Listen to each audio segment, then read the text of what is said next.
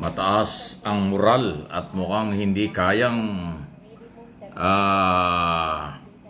takutin, hindi kayang siraan kahit na ginagawa na, pero wa-effect. Yan po yung aking assessment kay Josec Claire Castro ng Presidential Communication Office at Malacanang Press Officer. Alam niyo kung bakit? Nakausap ko po sa telebisyon sa Channel 4, IBC 13 at Radyo Pilipinas kung saan ay nagpo-program ako dyan araw-araw tuwing umaga na naitanong ko yan, direct to the point kung sumagot. Sabi niya hindi. Ang kanya sinasabi, trabaho niya ito, gagawin niya ito at hindi siya papa-apekto sa anumang paninira kasi ngayon umabot na po sa level ng personal ang paninira, pati yung kanyang kakayanan at kung ano pa, pati yung kanyang pagkatao. Parang hindi na ho nire-respeto ng mga identify na mga galing sa mga Duterte. At dahil dyan, inamin ni Undersecretary Castro na wala sa kanya yan. Hindi magbabago ang kanyang paniniwala at trabaho bilang tagapagtanggol ng Malacanang para labanan ang fake news, paninira at kung ano pa ng kampo ng mga Duterte. Kaya po magandang balita ito dahil after ilang linggo na siya ay maging Malacanang press officer, napaka-active niya sa mga interview, press conference at yan ay mahalaga, kailangan natin yan. Dahil naipapaliwanag at naririnig natin ang side ng gobyerno ng Pangulong Marcos mismo kung ano ang posisyon sa mga nangyayari. At direct to the point kung sumagot at tanungin ng media, kaya walang paligoy-ligoy. Pag kaya niya sagutin, kaya niyang harapin, sasagutin niya. Pero sa issue ho ng pamimersonal, panlalait, sa isang babae, isang abogada, broadcaster, vlogger, at opisyal ng gobyerno, yan po ay kababawan ng ginagawa ng mga pikon or intrigador or sabihin nating inggit. Kasi hindi po na-i-stress. Hindi po na-i-stress, hindi po nagpapanik si Josec Castro. Kung yung makikita sa mga at madidinig sa mga interview, nakarelax at patawa-tawa lang at sinasagot niya. Wala rin siyang control kung sabihin na fake news at ang mga Duterte ang pinanggagalingan nito at yung kanyang mga followers at supporters, including vloggers. Ganun ang dating eh. So, ibig sabihin, palaban.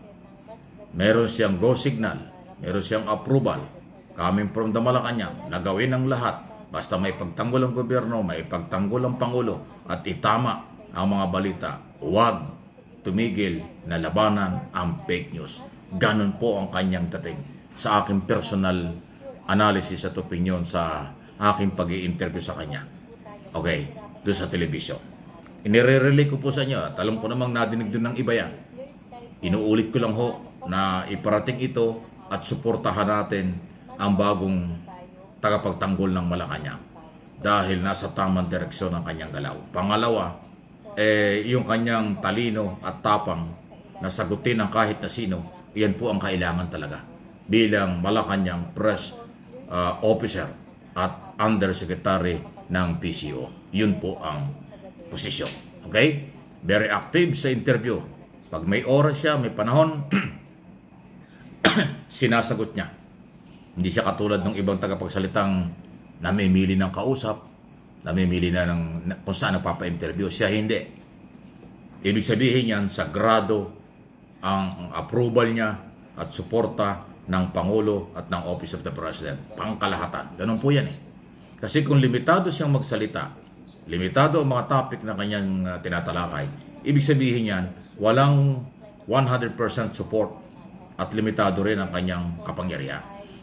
Pero dahil nasasagot at sinasagot niya, ibig sabihin, may go signal yan. Yan po yung aking opinion niya.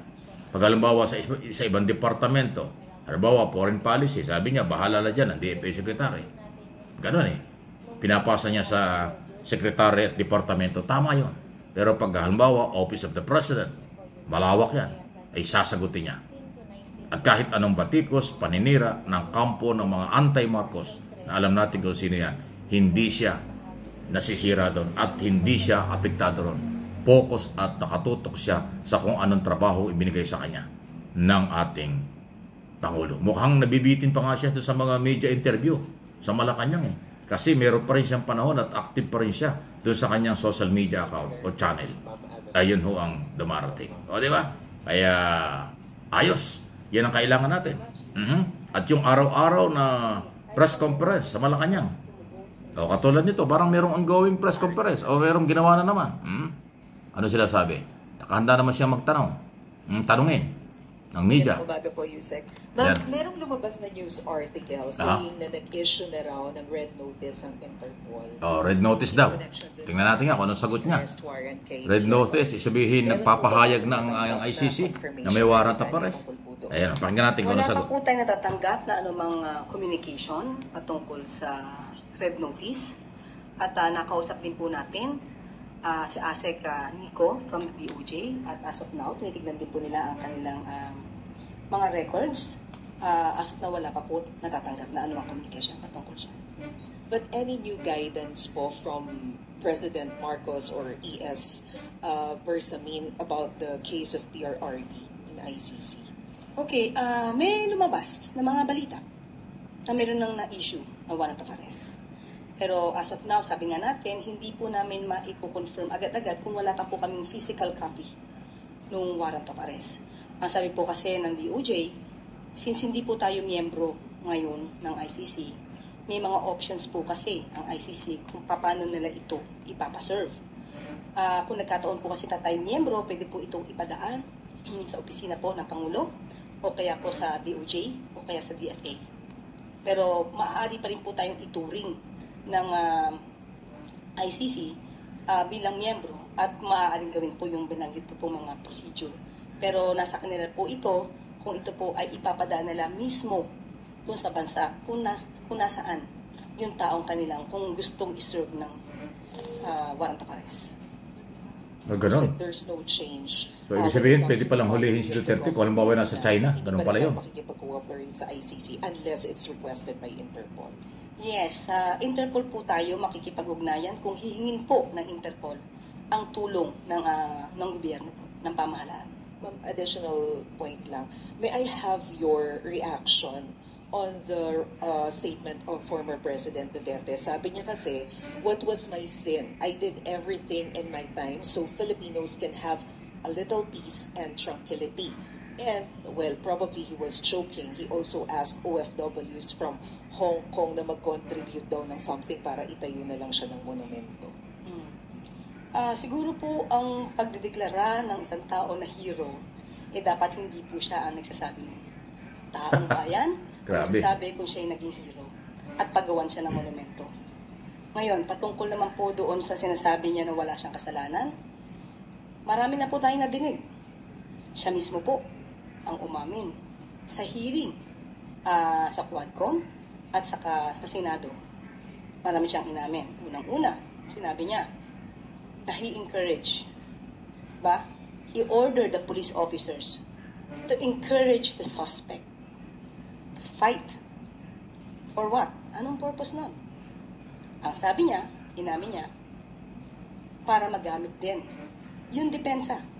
Because kapag lumaban ang isang suspect, maaari itong masabing self-defense on the part of the police officers.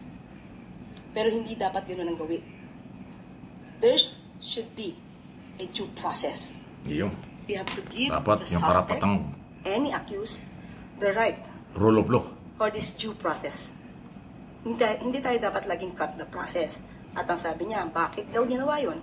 Para mabilis masulba or marisolba ang problema. Mabawasan agad ang problema. Hindi ganun pamamaraan. Hindi pa ba yun kasalanan? So, mali. Ayun. Okay. So, yan. Sinagot na naman ni Atty. Claire, Undersecretary. Dapat daw, kung hayaan daw ang taong bayan na magsabi kung hero siya. Nakita mo, pati yung kanyang sinabi ni Duterte doon sa Hong Kong na magpatayo daw ng monumento at mag-share daw ng mga dollar, something, $5 yata, nangulikta ng pera, parang ganon.